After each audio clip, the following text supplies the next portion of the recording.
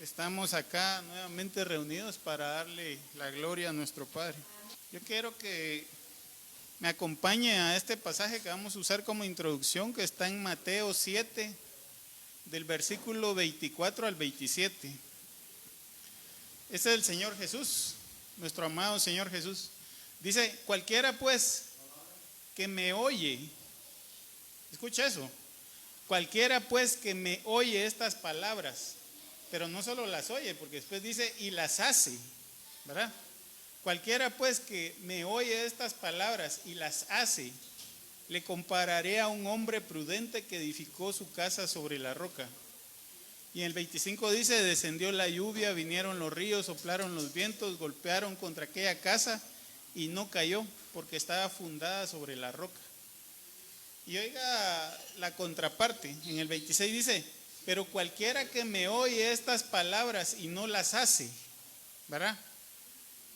Digamos, pues escuchamos lo que el Padre nos dice, pero en cambio no lo ponemos en práctica, no lo vivimos, no hacemos nada con esa palabra que estamos recibiendo, ¿verdad?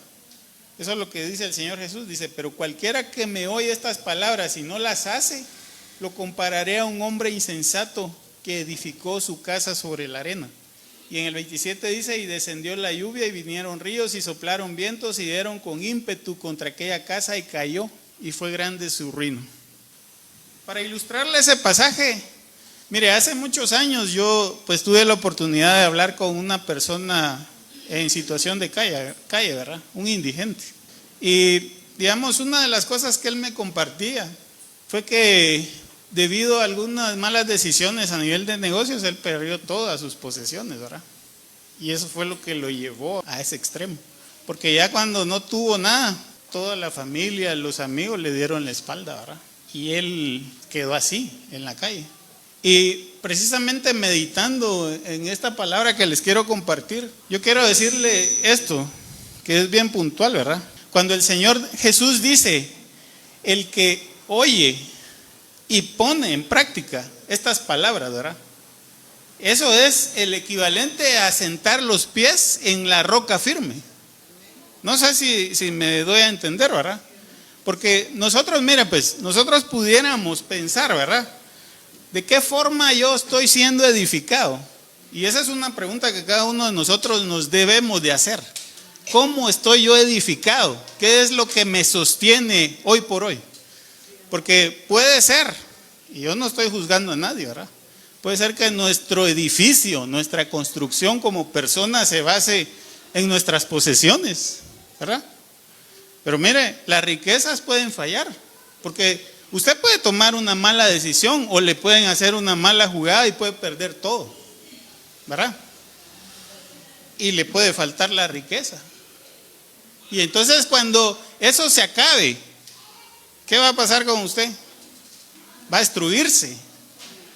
Ahora analicemos otra posibilidad. Si usted se fundamentó sobre usted mismo, ¿verdad? Porque bueno, ahora digamos la moda es: no, desarrollémonos nosotros, ¿verdad? Desarrollemos nuestro intelecto, nuestras capacidades. Mira, hermano, el cuerpo puede fallarnos. ¿Qué pasa si nos da alguna enfermedad, ¿verdad? Alzheimer o alguna situación que deteriore nuestras capacidades cognitivas. ¿De qué forma vamos a sostenernos? Y eso sería la destrucción de la que habla el Señor Jesús, ¿verdad? En los dos pasajes contrapuestos, el 26-27, ¿verdad? Ahora pensemos en otra posibilidad, ¿verdad? Nosotros podemos decir: bueno, no, yo estoy fundamentado o yo soy lo que soy por mi familia, por mi pareja, por mis hijos. Mira, hermano, la pareja, los hijos lo pueden dejar, le pueden fallar, ¿verdad? Incluso puede ser que ellos no fallaron, pero usted tal vez sí, ¿verdad? Y entonces, ¿qué va a pasar con usted? Se va a destruir. Y esa es la pregunta que nosotros nos debemos de hacer: ¿dónde estamos construyéndonos? Ahora, esto, déjeme decirle, hermano, que no solo es un tema terrenal, ¿verdad? O sea, lo que estamos viviendo hoy por hoy, sino que también nos abarca como cuerpo de Cristo, porque el fundamento de la iglesia, ¿cuál es? La palabra dice que hay una piedra preciosa que fue desechada por los edificadores, ¿verdad? Y sobre esa piedra se edificó el cuerpo de Cristo, digamos, la iglesia, esa construcción. Yo quiero que oremos para iniciar. Padre, estamos convencidos, estamos seguros de que tú nos llamaste, Señor. No fue una religión, no fue un hombre, no fue nuestra costumbre ni nuestra familia, Señor. Estamos seguros y convencidos de que el llamado que hemos recibido y la razón por la que estamos acá buscándote es porque tú tuviste misericordia de nosotros, Señor, desde los tiempos. Y hoy acá estamos reunidos, Señor, para buscarte a ti, Señor, para que podamos recibir esa palabra tuya, Señor, para que podamos entender, para que podamos atenderla, Señor. Yo te pido en el nombre de Jesús que permitas que esta palabra sea una semilla que dé el fruto que se espera, Señor, en cada uno de los corazones de mis hermanos, Señor. Yo los bendigo en tu nombre y declaro que tu espíritu está sobre ellos, Señor, porque tú los llamaste, los ungiste, porque tú diste tu vida por ellos, Señor. Gracias por tu amor y tu bondad, en el nombre de Jesús, amén. Hoy le quiero compartir sobre este tema que se llama Edifícate para la eternidad. Y nos estamos basando, el pasaje principal lo tenemos en 1 de Pedro capítulo 2 del versículo 1 al 8. Pero también vamos a usar otros pasajes. En Antiguo Testamento vamos a usar Isaías capítulo 8 del versículo 13 al 15, capítulo 28 del 15 al 17. Vamos a ver algunos temas de Daniel, aunque, bueno, Daniel es un tema profético, ¿verdad? Que es un poco complicado de entender, pero vamos a verlo, digamos, lo más sencillo, ¿verdad? Daniel capítulo 2 del 34 al 35, vamos a estar viendo Mateo capítulo 21 del 42 al 44, Efesios capítulo 1 del 17 al 20, Colosenses 1 del versículo 26 al 28. Y vamos a iniciar con esto. La primera parte que yo le quiero hacer mención es esa profecía que ya se venía dando en la palabra, ¿verdad? Del reino de Dios. Entonces, Isaías 8, 13 al 15. Este es el profeta hablando, ¿verdad? Dice: a Jehová de los ejércitos, a él santificad, sea el vuestro temor y él sea vuestro miedo. Entonces él será por santuario, pero a las dos casas de Israel por piedra de tropiezo y por tropezadera para caer, y por lazo y por red al morador de Jerusalén. Y muchos tropezarán entre ellos y caerán y serán quebrantados y se enredarán y serán apresados. Esta es una de las primeras profecías que yo le quiero compartir relacionado con la gracia de Dios, ¿verdad? Ese fundamento que se estableció, digamos, desde los tiempos para que la iglesia se fundamentara en eso, ¿verdad? Y esa es la gracia que permite que cualquiera que dice ahí: a Jehová de los ejércitos, a él santificad, él sea vuestro temor y él sea vuestro miedo, y él será vuestro santuario, ¿verdad? Y aquí lo interesante es entender, ¿verdad? Porque, digamos, si uno analiza todo ese pasaje, se dará cuenta de que pareciera que se lo está diciendo al pueblo de Israel, pero si lo viéramos así, pudiéramos pensar que el pueblo de Israel estaba dividido, ¿verdad? Porque había, digamos, alguna parte de la gente que hacía las cosas bien y otra parte de la gente que no hacía las cosas bien, ¿verdad? Ahora le quiero pasar a otro pasaje, Daniel 2:34. Este es el pasaje donde Nabucodonosor tuvo un sueño. Ese era un rey, ¿verdad? Tuvo un sueño, pero él no se recordaba del sueño. Y entonces quería que no solo que le adivinaran el significado del sueño, sino que le adivinaran el sueño. Complicado, ¿ah? Pues el Padre sí lo puede hacer porque él mismo le dio el sueño, ¿verdad? Y eso fue lo que se le reveló a Daniel. En 2:34, Daniel, este pasaje habla del sueño que tuvo el rey. Pero oiga esto, dice en el 34: estaba mirando hasta que una piedra fue cortada no con mano e hirió a la imagen en sus pies de hierro y de barro cocido y los desmenuzó. Y en el 35 dice: entonces fueron desmenuzados también el hierro, el barro cocido, el bronce, la plata y el oro, y fueron como tamo de las eras del verano. y se los llevó el viento sin que de ellos quedara rastro alguno. Mas la piedra que hirió a la imagen fue hecha un gran monte que llenó toda la tierra. Digamos que ese es el sueño, ¿verdad? La interpretación que da más adelante en ese pasaje habla que todos esos elementos de oro, piedras preciosas, etcétera, son los diferentes reinos, ¿verdad? Y esa piedra cortada que después se vuelve en una gran ciudad es la piedra de Sión, es la ciudad de Dios, ¿verdad? Es el reino de Dios instaurándose en la tierra para ser gobernado a través del Señor Jesús. Y el pasaje anterior, pues básicamente nosotros vemos esa gracia que nos permite refugiarnos en el Padre, ¿verdad? Porque si vivimos de acuerdo a su voluntad, entonces vamos a ser prosperados, vamos a tener la protección de Él. Vamos a avanzar, entonces, ya teniendo este conocimiento de esa palabra, hay más cosas, ¿verdad?, que uno puede indagar allá, pero digamos, en este tiempo que vamos a compartir, probablemente usted quede con más dudas, ¿verdad? Yo lo que le solicitaría o lo que le recomendaría es que lea el pasaje completo, ¿verdad? Que haga un tiempo en su devocional diario y pues lea, ¿verdad? Porque esa es la forma como usted va a tener la revelación y la guianza que necesita. Vamos a ver en Colosenses 1:26. Oiga, esto es el apóstol Pablo, dice: el misterio que había estado oculto desde los siglos y edades, pero que ahora ha sido manifestado a sus santos. El misterio que había estado oculto. Esas son las profecías, partes de las profecías que yo le compartí, ¿verdad? Que estuvo oculto. Pedro lo dice de otra forma. Dice algo así, yo estoy parafraseando, ¿verdad? Que los profetas diligentemente investigaron de qué se trataba esa gracia que estaba siendo dispuesta para la gente, ¿verdad? Y entonces pudiéramos nosotros ver, y bueno, yo hice el contraste de poner Colosenses y no Pedro, porque necesito que mire que el trasfondo del mensaje siempre es el mismo. O sea, no era un evangelio distinto. La única, digamos, situación es que Pedro se estaba orientando a los hebreos, a los judíos, ¿verdad? Mientras que Pablo estaba orientándose a los gentiles.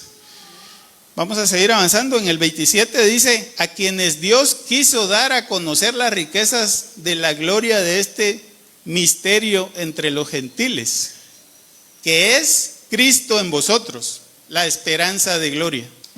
Mire qué interesante eso, ¿verdad? Porque acá de una vez nos están revelando cuál es el misterio.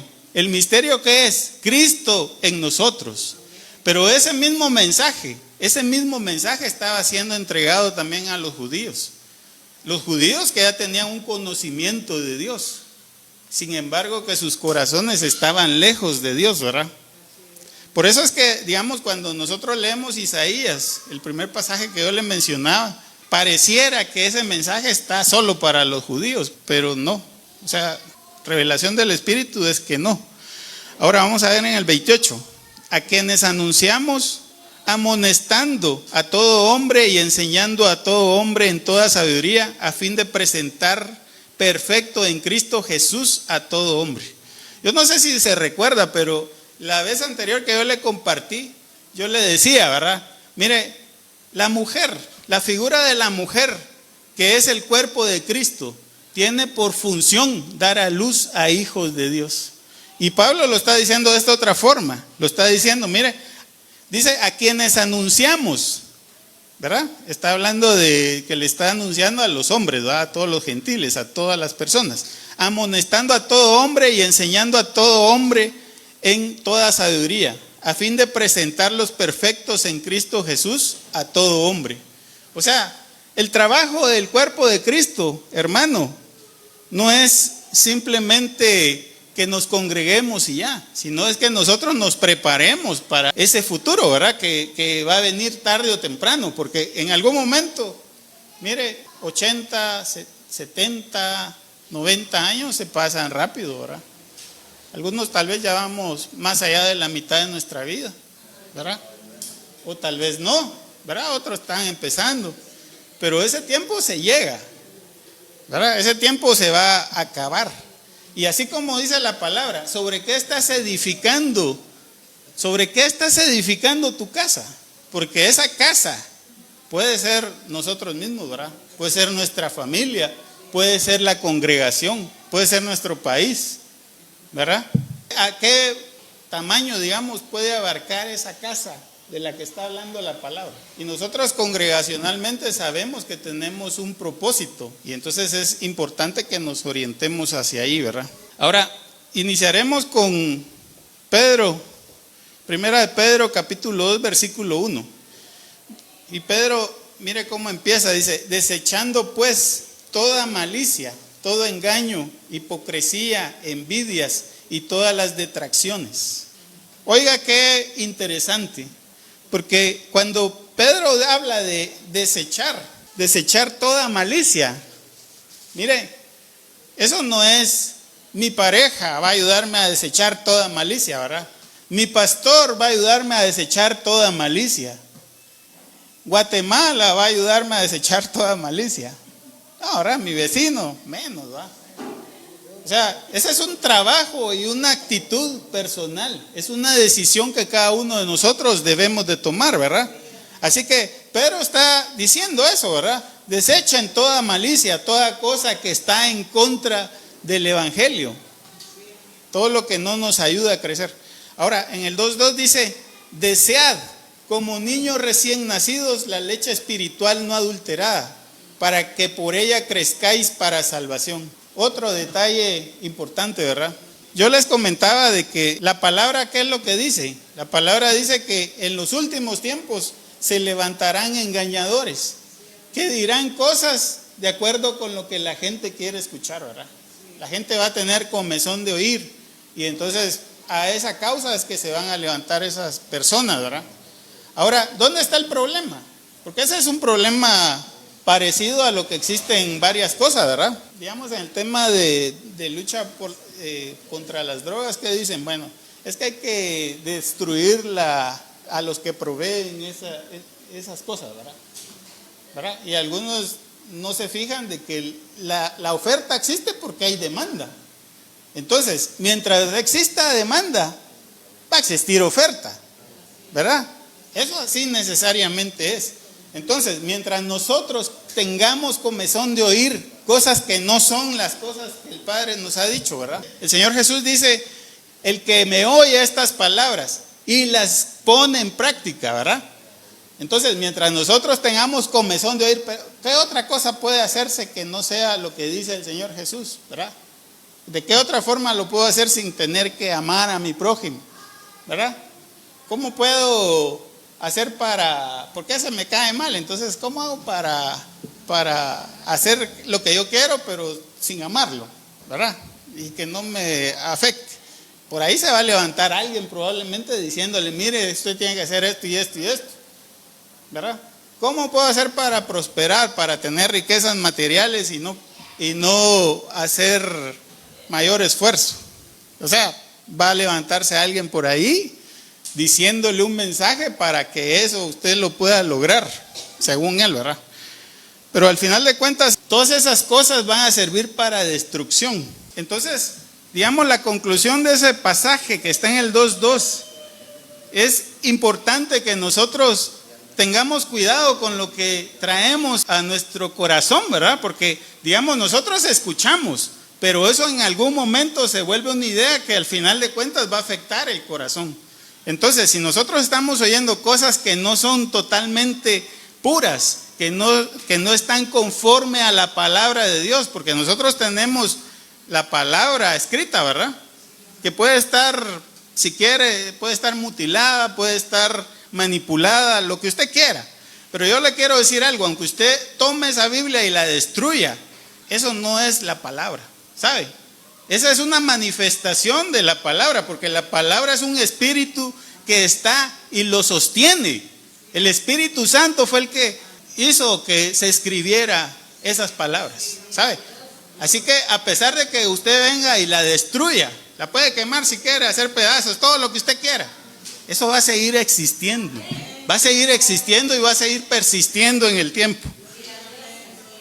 Así que usted tiene esa facilidad. Usted puede ir al Padre, buscarlo en oración, buscarlo en la intimidad Y entonces ahí va a encontrar esa guía que usted necesita para avanzar, ¿verdad? Y esa leche espiritual que lo va a hacer crecer. En el 2:3, finalizando este pasaje, Pedro dice: si es que habéis gustado la benignidad del Señor.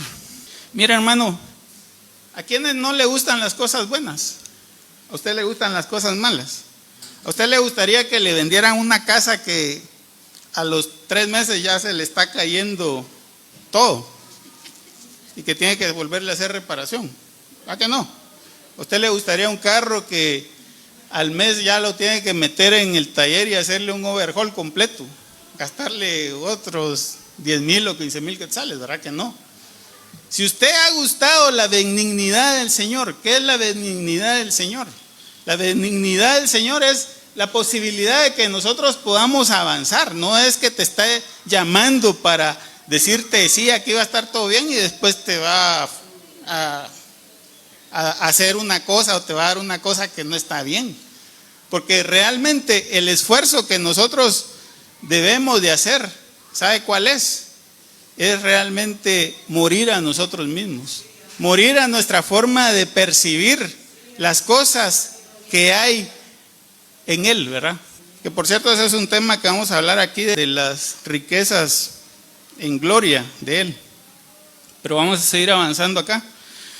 Primera de Pedro 2:4, dice la palabra: acercándoos a Él, piedra viva, desechada ciertamente por los hombres, mas por Dios escogida y preciosa. Y en el 5 dice: vosotros también, como piedras vivas, sed edificados como casa espiritual y sacerdocio santo, para ofrecer sacrificios espirituales aceptables a Dios por medio de Jesucristo. Mire qué otra acción es la que nos manda Pedro a hacer. Es necesario que nos acerquemos a Él, porque tal vez nosotros pensamos, ¿verdad? Tal vez como cuando éramos patojos. Ahí me gustaba una niña, por ejemplo, y entonces, pero yo no le hablo, ahí que me busque ella, ¿va? Entonces tal vez andamos así con el Señor, pensando de que, no, si Él quiere que me busque, si Él quiere que me siga, si Él quiere que haga esto. Mire, es necesario que cada uno, con una decisión tomada, ¿verdad?, nos acerquemos, busquemos de Él para ser limpios, para encaminarnos en ese proceso, ¿verdad? Probablemente nosotros, digamos, cuando iniciamos no tenemos claridad de qué cosas son las que son importantes hacer o cómo debemos de hacer. Pero bueno, ahí, digamos, es importante darse cuenta, ¿verdad? Porque cuando uno está en un lugar, se da cuenta de qué es, cuál es la cultura, cómo funcionan las cosas, ¿verdad? Yo siempre lo he dicho, mire, y tal vez disculpe que se lo diga así, pero las congregaciones grandes realmente son un lugar donde uno se puede esconder. O sea, ahí usted no le van a decir nada. O sea, puede llegar, se puede dormir, puede hacer lo que quiera. En congregaciones pequeñas es diferente, ¿verdad? Porque el asunto es de que como ahí todos nos conocemos, ¿va? Como que hay más seguimiento, o sea, como que hay más cercanía, como que hay más forma de que cada uno de nosotros nos apoyemos o nos demos palabras de aliento y cosas así, ¿verdad? Entonces, pero digamos, ese comentario está más bien en función de que si yo no sé qué es lo que debo de hacer, es importante que busque a alguien que sí me pueda guiar correctamente, ¿verdad? Porque si no, yo voy a tener una formación incorrecta y voy a desviarme del camino que es. Ahora, mire, una cosa es que nos acerquemos, ¿verdad? Y necesariamente nos demos cuenta de que esos principios que nos están enseñando y que son verdaderos, no necesariamente son aceptados en otros lugares, ¿verdad? Porque en otros lugares probablemente le van a decir, mire mi hermano, si lo que usted quiere hacer bendice a Dios y lo bendice a usted y bendice a su hermano, déle. Eso es lo que le van a decir en términos generales, ¿verdad? Pero sin entrar en el detalle. Ahora, pensémoslo así más desglosado, ¿ah? Supóngase que yo quiero poner mi negocio ahí de ilícito, ¿verdad? Entonces voy a contratar gente, ellos van a ganar bien, yo voy a ganar bien, y ya, o sea, y el otro va a estar feliz ahí con su producto.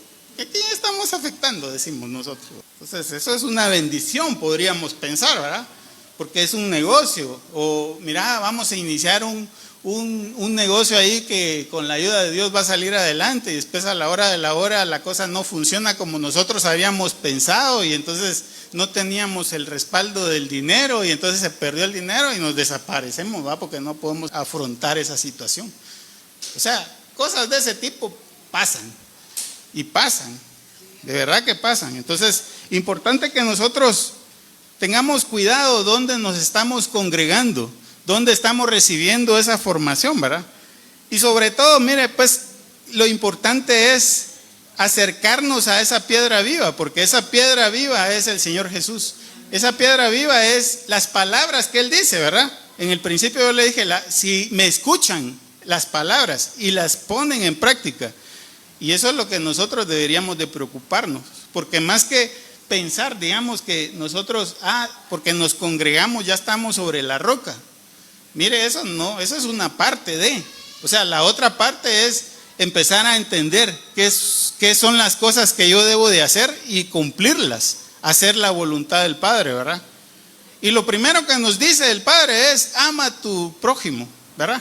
Cosa más difícil, ¿verdad? Cosa más difícil, no es tan simple.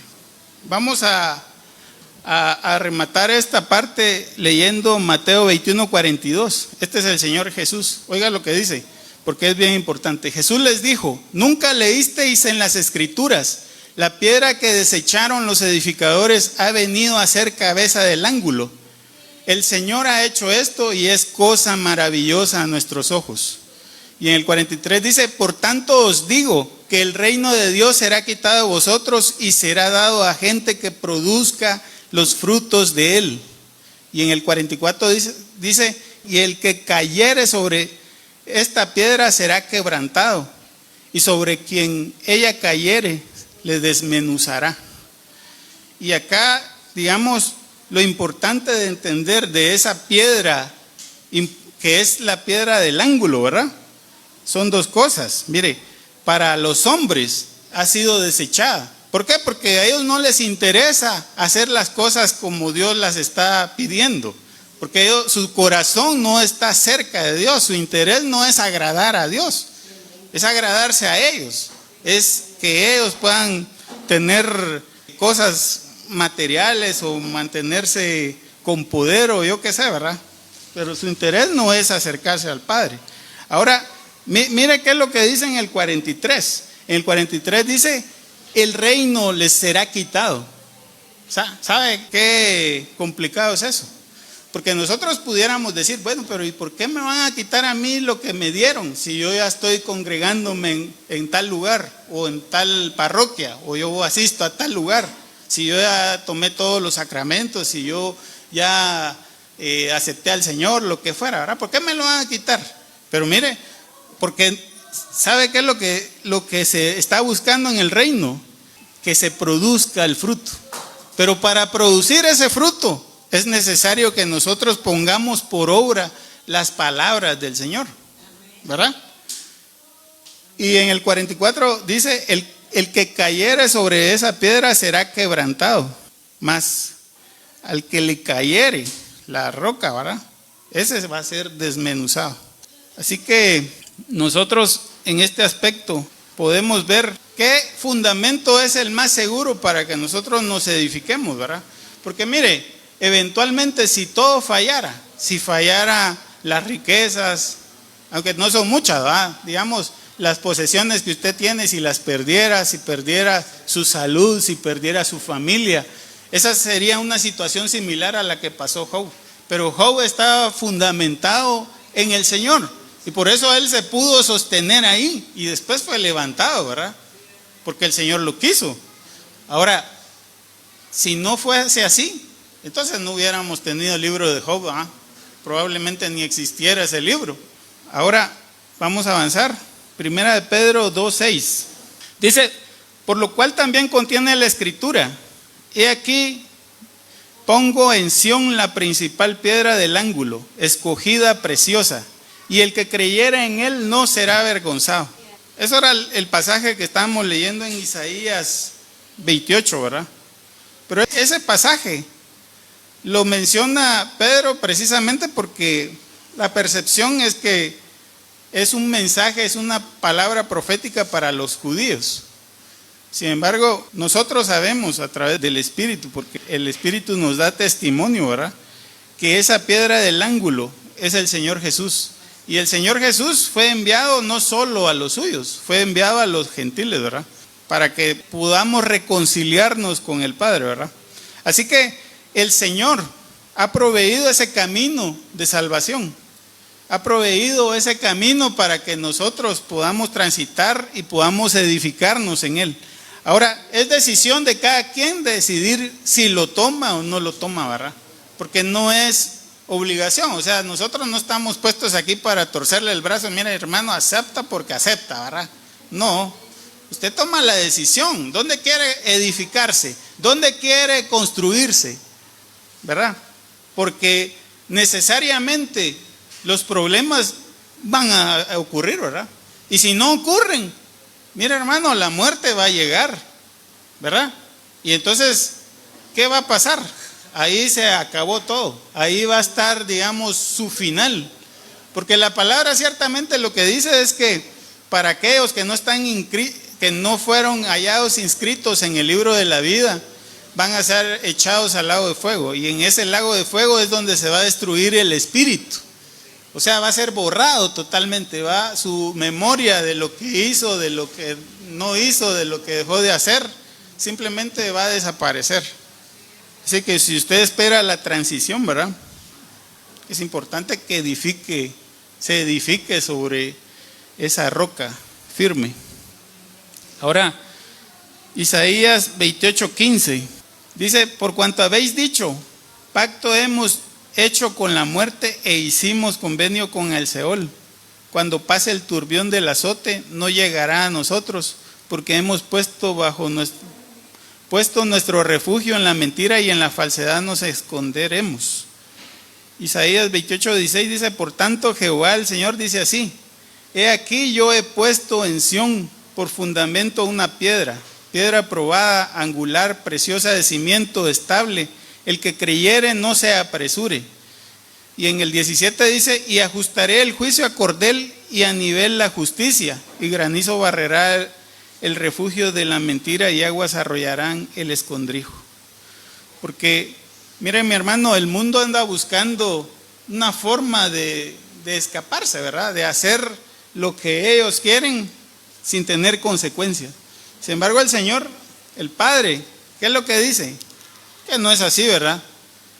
Que Él puso un fundamento, un único camino, ¿verdad?, para que puedan ser reconciliados con Él.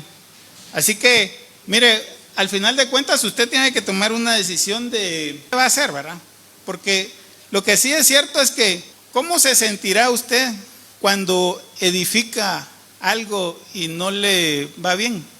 No se siente defraudado, no se siente engañado. O sea, imagínese, le voy a poner un ejemplo. Hubo hace años, ¿verdad?, cuando hubo un problema con las financieras acá, mucha gente metía un montón de dinero ahí, ¿verdad?, porque les ofrecían: mire, le vamos a pagar el 15% de rendimiento anual, ¿verdad?, o el 20%, en algunos casos más todavía. Y la gente venía y metía ahí. ¿Y qué pasó con esas financieras, digámoslo así? Ellos lo que estaban haciendo era una estafa piramidal. Entonces el dinero que recaudaban de los nuevos que ingresaban se lo pagaban en intereses a los otros, pero eso lo podían sostener hasta un cierto punto. ¿Y qué pasó cuando no pudieron sostener? Ahora, póngase a pensar en eso, en la gente que puso su confianza ahí. ¿Cómo se sintió? O sea, cualquiera que los miraba, pero ¿por qué tan tonto, va? ¿Por qué metiste el dinero ahí en una cosa que no se miraba que iba a funcionar? Y nosotros estamos así, ¿verdad?, invirtiendo en las cosas que no son lo más importante, ¿verdad? Yo tal vez solo quiero aclarar eso, ¿verdad?, porque no es que no sea importante nuestra pareja, por supuesto que hay que hacer una inversión ahí. Por supuesto que son importantes los hijos, hay que hacer una inversión ahí. Pero mire mi hermano, la inversión mayor es en que usted se cimiente en la palabra del Señor. Porque si no se cimienta ahí, usted va a ser defraudado, porque usted tal vez va a pensar que, no, eso tienen que responderme. Mira, hermano, no. Y le va a pasar como estos hace años, ¿verdad? Ahora, mire, la iglesia está fundamentada sobre esa roca, de tal cuenta de que nosotros somos herederos de las riquezas de su gloria, ¿verdad? De la gloria que el Padre tiene. Primera de Pedro 2:7 dice: para vosotros pues, los que creéis, Él es precioso, pero para los que no creen, la piedra que los edificadores desecharon ha venido a ser la cabeza del ángulo, y piedra de tropiezo y roca que hace caer, porque tropiezan en la palabra siendo desobedientes, a lo cual también fueron destinados. Mire qué cosa interesante, porque la vez pasada yo le compartía, ¿verdad? Un pasaje que lo voy a parafrasear y dice así: que en la casa grande existen instrumentos de oro, de plata y de barro y de otras cosas, ¿verdad? Y algunos son para usos honrosos y para usos deshonrosos, ¿verdad? Ahora, mire, todos fuimos seleccionados desde la eternidad. Y yo quiero profetizar sobre su vida, hermano, porque usted fue seleccionado como un vaso de honra, un vaso que va a darle gloria al Padre a través de los frutos que va a producir. No ha sido seleccionado para otra cosa. Ahora, ¿por qué le hago esa observación? Mire, porque en el versículo 8, ¿qué dice Pedro? Dice: piedra de tropiezo que hace caer, ¿verdad? Porque tropezadero es su palabra, porque tropezaron en la palabra siendo desobedientes, a lo cual fueron también destinados. O sea que ellos fueron seleccionados, aquellos que caen en eso han sido seleccionados para esa situación. Nosotros sabemos que estamos llamados por el Padre, llamados por Él para un propósito de bendición. Así que es importante que no perdamos de vista que es únicamente a través de ese sacrificio que hizo el Señor Jesús que podemos llegar al Padre. Así que nosotros que creemos que Él es precioso, ¿verdad? Que el Señor Jesús es precioso y que el sacrificio que Él hizo fue por darnos esa esperanza de poder acceder a esas riquezas en gloria que tiene el Señor. Ahora, Efesios 1, 17 al 19. Oiga lo que dice Pablo, dice, para que el Dios de nuestro Señor Jesucristo, el Padre de gloria, os dé espíritu de sabiduría y de revelación en el conocimiento de Él, alumbrando los ojos de vuestro entendimiento para que sepáis cuál es la esperanza a la que Él os ha llamado y cuál es la riqueza de su gloria, de su herencia en los santos. Quiero presionarlo un poquito en esto. Mire el inicio de ese versículo. Para que el Dios de nuestro Señor Jesucristo, el Padre de gloria, os dé espíritu de revelación y de sabiduría en el conocimiento de Él, y que alumbre los ojos de vuestro entendimiento para que sepáis cuál es la esperanza a la cual os ha llamado y cuáles son las riquezas de la gloria de la herencia de sus santos. Y es que mire, mi hermano, nosotros no somos, nosotros no somos nosotros los dueños de esas riquezas en gloria, porque cuando nosotros normalmente hemos recibido ese mensaje de las riquezas en gloria, nosotros decimos, puchica, entonces quiere decir que yo tengo si Dios es dueño del oro y la plata, entonces yo ¿por qué voy a tener necesidad? O sea, ¿por qué razón voy a estar pasando hambre si Él es millonario y no sé qué, ¿verdad? Eso es lo que nosotros pensamos. Ahora mire lo que dice Pablo acá, dice, alumbrando los ojos de vuestro entendimiento para que sepáis cuál es la esperanza a la que Él os ha llamado y cuál es la riqueza de su gloria, de su herencia en los santos. Y es que, mire, pues, la iglesia, el cuerpo de Cristo, la riqueza mayor que tiene es el amor. Y es la posibilidad. Mire, pues, ¿Cómo se comporta, digamos, alguien que tiene mucho dinero? Él puede meterse tu carro me gusta, ¿va? ¿Cuánto querés? 30,000 quetzales, va, ahí está. Se lo compra, ¿va? Si quiere. O mira, ¿cuánto cuesta esa casa? 2 millones, va, aquí está, la quiero. O sea, él no se preocupa por lo que está gastando, ¿verdad?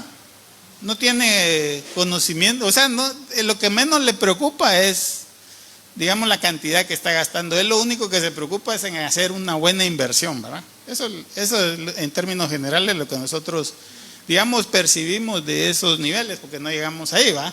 Pero en cambio, digamos, en el cuerpo de Cristo, nosotros que somos herederos de esas riquezas en gloria. Miren, mi hermano, tal vez a nosotros nos pueden decir, mira vos, pero ¿por qué hacen el esfuerzo de ayudar a personas que no lo merecen, ¿va? ¿Por qué no se enfocan mejor en los niños o mejor enfóquense en no sé qué? No sé si me explico. Y es que nosotros, cuando la palabra dice que somos ricos, somos herederos de esas riquezas, mire, lo que más tenemos o lo que más debería de sobreabundar en nuestras cuentas es el amor. Y con ese amor nosotros podemos darlo. Probablemente lo estamos desperdiciando, sí, ¿verdad? Probablemente mucho de ese amor se desperdicie, pero es necesario hacerlo, porque puede ser el camino para que esa persona regrese al Padre. Y esa es la función del cuerpo, ¿verdad? No solamente digamos, la idea de que nosotros económicamente estemos bien, ¿verdad? No es de eso lo que está hablando la palabra. Está hablando de esa riqueza espiritual. Fíjese que, bueno, yo no sé si solo por ahí por carretera a El Salvador, pero normalmente, digamos, si uno va en la noche, va a unas ciertas horas y de repente va un poco despacio, hay gente que anda como que desesperada, ¿va? Bueno, de hecho en el día también pasa, ¿va? Y si usted no les da la vía, se le echan el carro. O sea, eso les pela. O sea, perdón por la palabra, ¿va? Simplemente le echan el carro. ¿Se quita o se quita? Mire, esa gente que tiene pobreza de paciencia, ¿verdad? ¿Sí o no? Definitivamente. O sea, cuando uno no tiene dinero, ¿a dónde voy? Mejor a Pollo Pinulito, voy más barato. ¿Fui a Campero? No llegamos a Campero. O sea, hay gente que no tiene riqueza, lo único que tiene es dinero, ¿verdad? Que ha construido, digamos, su vida sobre lo que tiene, tal vez. Pero mire, el cuerpo de Cristo es rico, ¿verdad? Porque accede a esas riquezas en gloria del Señor. Ahora, Efesios 19 al 20 dice: ¿y cuál es la supereminente grandeza de su poder para con nosotros, los que creemos, según la operación del poder de su fuerza, la cual operó en Cristo, resucitándole de los muertos y sentándole a su diestra en los lugares celestiales? Mire, si nosotros nos damos cuenta de cuál fue el proceso del Señor Jesús, ¿verdad? ¿Usted cree que el Padre no tiene la capacidad y el poder de hacer lo mismo con nosotros, que somos su cuerpo? Y eso es que nosotros le demos el valor, ¿verdad? Y la importancia de hacer esa edificación de la que está hablando la palabra es lo que Él ha dicho. No solo que lo oigamos por oírlo, ¿verdad? Sino simplemente que nosotros tengamos la disposición y el empeño de decir, bueno, sí, voy a empezar a poner en práctica estas cosas de las que me han compartido, me han hablado, voy a invertir más de mi tiempo en leer la palabra para entenderla. Oramos para terminar. Padre, te damos gracias por el tiempo que nos permites. Padre, te bendecimos y te adoramos, Señor. Te pedimos, Señor, que esas riquezas en gloria de la que habla tu palabra, Señor, que nosotros, de las cuales nosotros somos herederos, Señor, que sobreabunden en la cuenta de cada uno de mis hermanos, Señor, para que ellos puedan obrar y dar ese fruto rico, Señor, que tú esperas, ese fruto agradable, Señor. Te pedimos por las congregaciones, Señor, por todos los hermanos en Cristo, para que tú confortes sus corazones, Señor, para que tú les hables, para que tú les visites, Señor, para que tú te muevas y te manifiestes con poder, Señor, en este país que tanto te necesita, Señor.